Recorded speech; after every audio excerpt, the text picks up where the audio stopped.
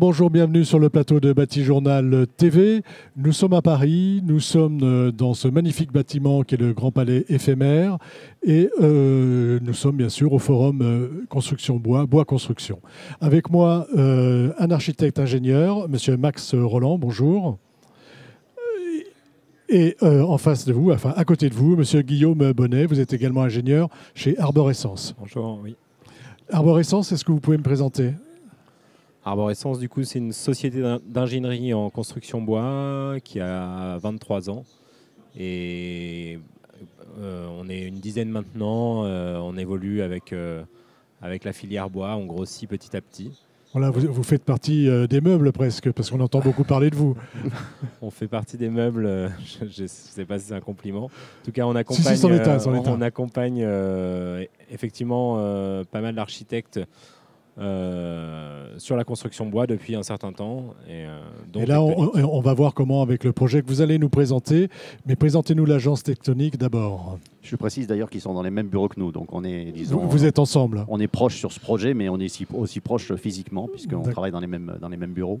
Nous, on a donc une agence d'architecture, Tectonic Architecte, et aussi un bureau d'études qui s'appelle Tectonic Ingénieur, qui sont deux sociétés autonomes, et donc avec l'idée que l'architecture et l'ingénierie, ça fonctionne en même temps, et que voilà, on est tous mélangés, les architectes, les ingénieurs, et qu'on fait un seul métier. Et voilà, on est installé à Lyon, on est une quarantaine de personnes, donc une agence de taille moyenne, on va dire, ni très grosse, ni très petite, et on fait des projets dans toute la France. On a à ce moment 3 projets en région parisienne. Voilà, et une agence plutôt habituée à la construction bois aussi. Hein. Alors, on est spécialisé depuis plus de 20 ans, donc ça ne date pas effectivement d'hier, sur la construction bois et plus largement sur la filière sèche, puisque c'est ça le point d'ancrage de l'agence, c'est la construction en filière sèche. On aura peut-être l'occasion d'y revenir. Ok, eh ben on va voir, puisque là, vous avez construit en filière sèche. Parlez-nous de ce projet marseillais. Voilà, donc on a effectivement l'image en illustration, qui est une image de synthèse, parce que pour l'instant, le projet est en fin de construction. On livre les écoles à la rentrée, donc on est chaud. Voilà, c'est un gros projet, hein. C'est un projet important, voilà, c'est presque un projet de quartier. C'est un projet de cœur de quartier qui regroupe plusieurs équipements publics. Donc des écoles, une école primaire, une école maternelle, une crèche, un accueil de loisirs, donc ça c'est pour la partie enfance, un restaurant intergénérationnel donc qui mélange les jeunes et les vieux, c'est très intéressant comme programmation, et puis une idéathèque qui est en fait une médiathèque nouvelle génération puisqu'elle est tournée et orientée sur les jeux vidéo. Tous ces équipements forment un ensemble urbain comme ça qui va recomposer le cœur de quartier. C'est au Pen Mirabeau au nord de Marseille. Alors on est à Marseille, il fait chaud. On n'a pas l'habitude de construire en bois et vous faites une proposition tout bois, quasiment. Est-ce que vous pouvez nous expliquer comment vous arrivez, pourquoi ce projet a plu finalement ? Alors sur le bois, on en a discuté précédemment, mais on est arrivé un petit peu masqué, entre guillemets, parce qu'on a toujours peur qu'il y ait un effet, repoussoir, notamment dans le sud de la France, parce que dans le sud, on a une tradition plutôt de maçonnerie et de construction lourde. Et quand on débarque, entre guillemets, avec des constructions légères et en bois, on risque de se prendre une porte, pour parler trivialement, et donc on fait toujours très attention dans l'affichage. Donc on a plutôt affiché en mode discret notre mode constructif dans un premier temps, mais comme on a pu gagner le projet sur des questions urbaines et architecturales, ensuite donc le client a été joueur, entre guillemets, nous a accompagnés et a confirmé nos choix tout au long de la procédure. Voilà, et ce qui est intéressant dans ce que vous nous dites, c'est qu'on gagne d'abord un projet non pas par le mode constructif, mais parce qu'il apporte et par la réponse qu'il donne aux maîtres d'ouvrage. En tout cas, dans ce contexte, oui. Il est vrai qu'aujourd'hui, le bois est très à la mode et il y a certains maîtres d'ouvrage qui demandent expressément des constructions en bois. Mais là, ce n'était pas du tout le cas. Ce n'était pas du tout le cas.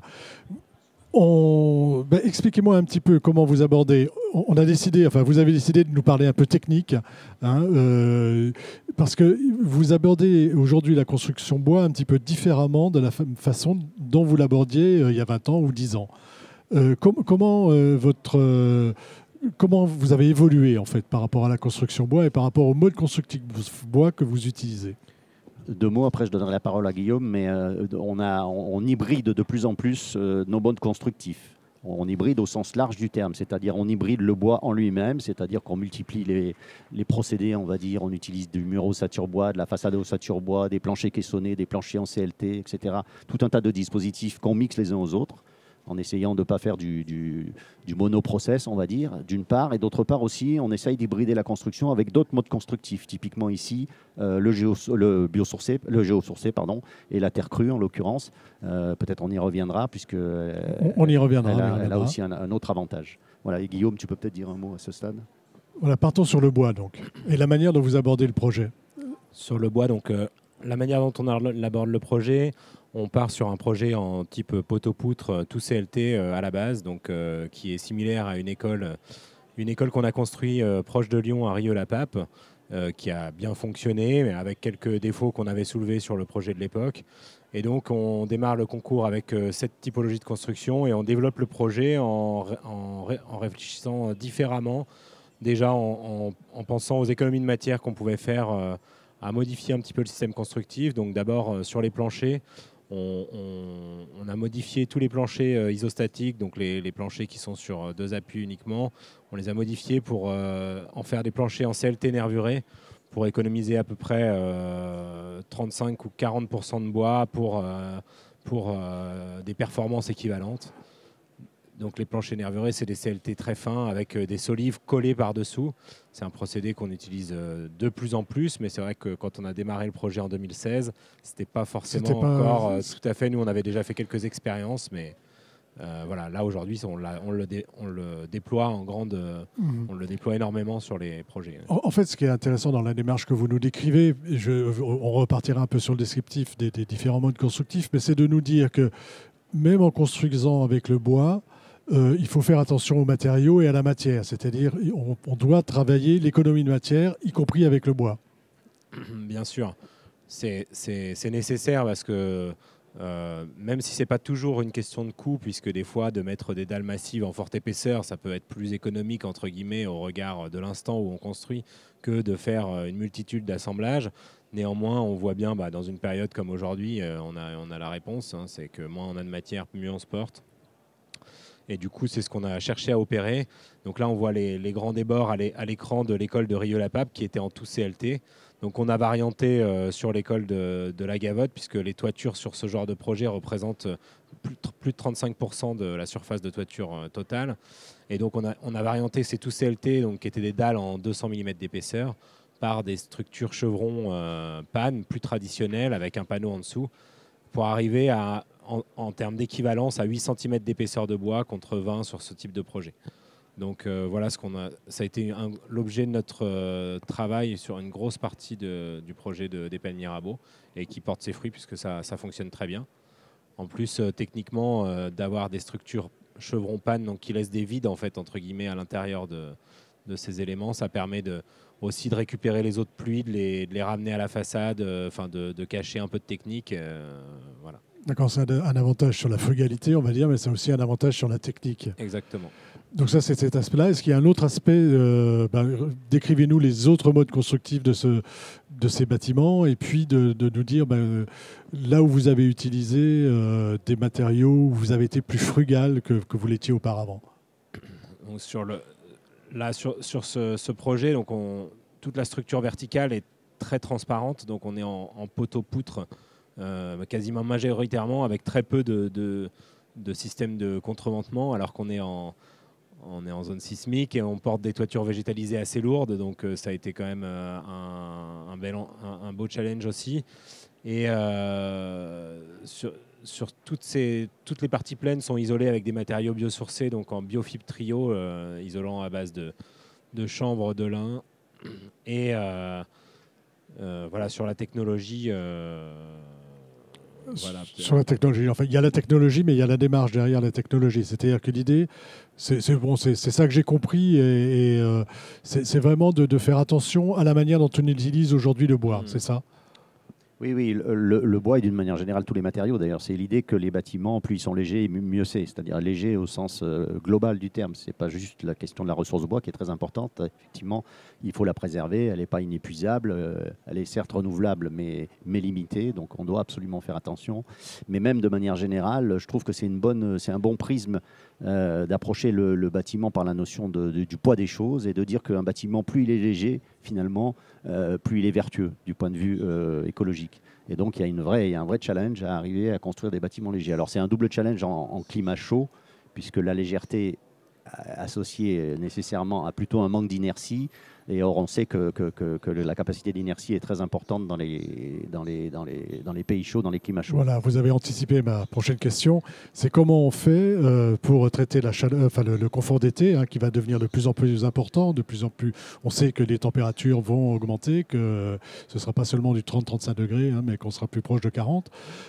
Comment on fait pour régler ça en climat méditerranéen en construisant en bois? On va travailler sur sans parler des systèmes, mais sur la partie passive des bâtiments, sur un triple dispositif. Donc les protections solaires, les protections des baies, les protections des façades, ça c'est évidemment très très important. Guillaume a évoqué tout à l'heure le sujet. La deuxième chose, c'est la ventilation naturelle, et notamment la ventilation naturelle nocturne, qui permet de faire baisser les bâtiments en température, à condition que ces bâtiments, et c'est le troisième point, aient un minimum d'inertie apportée pour qu'on puisse déphaser le bâtiment suffisamment longtemps dans la journée qui suit.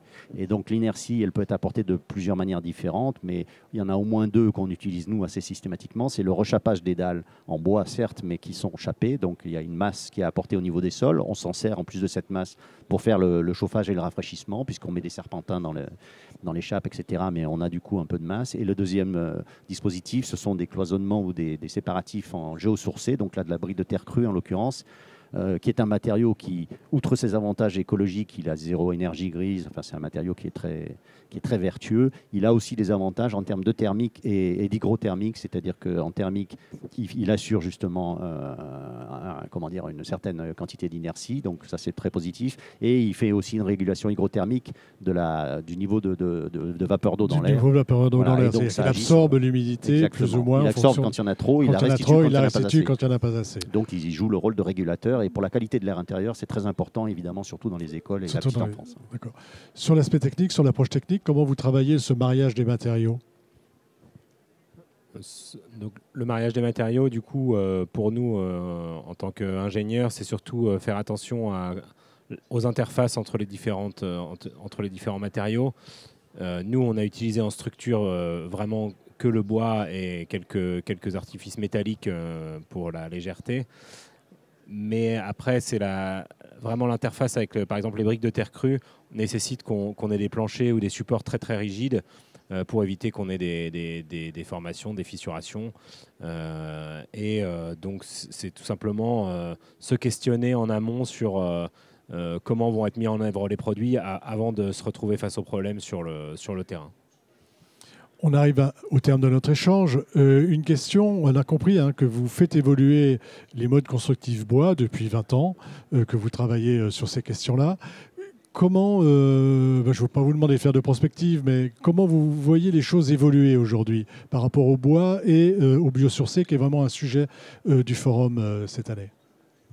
Oui, après je laisserai Guillaume qui a peut-être une réponse un peu différente. Moi, je crois beaucoup à l'hybridation des choses, donc je l'ai dit tout à l'heure, mais c'est vraiment un sujet qui nous tient à cœur, y compris hybrider d'ailleurs le bois et le béton. On espère que le béton va devenir de plus en plus bas carbone et sera lui-même un produit qui va devenir vertueux, et pourquoi pas du béton de bois, etc. Il y a des tas d'innovations actuellement qui se développent, et que donc le mariage entre une construction bois et avec d'autres procédés constructifs, à mon avis, ça sera le bon cocktail pour l'avenir, en ayant une approche peut-être un peu moins dogmatique que celle qu'on a eue il y a quelques années en arrière, où quand on était en construction bois, on faisait que du bois, de manière un petit peu peut-être obsessionnelle, alors qu'en réalité, il y a des dispositifs constructifs qui se marient assez bien avec la construction bois et qui pourraient donner, disons, des assemblages et des procédures qui seraient encore plus efficaces que le tout bois, absolument tout bois. Mais tu as peut-être une réponse un peu différente. Ça c'est l'hybridation. Mais c'est peut-être bien d'avoir commencé par le tout bois pour montrer que c'était possible. Oui, tout à fait. Ouais. Bon, moi, je te rejoins de toute manière sur pas mal de points. Aujourd'hui, se passer du béton sur un système par exemple, sur un projet comme celui-là, on a des fondations, on a une interface à la montagne qui est quand même importante. Donc, c'est un peu dommage de s'en passer. Après, clairement, nous, notre métier, c'est d'être un peu à l'affût de ce qui se fait et de ce qu'on peut proposer. Essayer d'innover pour effectivement toujours avoir le bon matériau au bon endroit et limiter l'emploi de la matière en termes de structure au maximum pour éviter de tomber dans des travers de dalles massives bois de forte épaisseur, par exemple, qui, a priori, sont pas forcément l'avenir de la construction en général. Voilà, faire attention à l'empreinte matière. Exactement. Voilà, j'ai un autre architecte avec qui j'ai parlé dernièrement me disait c'est ça, c'est notre prochain objectif. Après l'empreinte carbone, ce sera l'empreinte matière.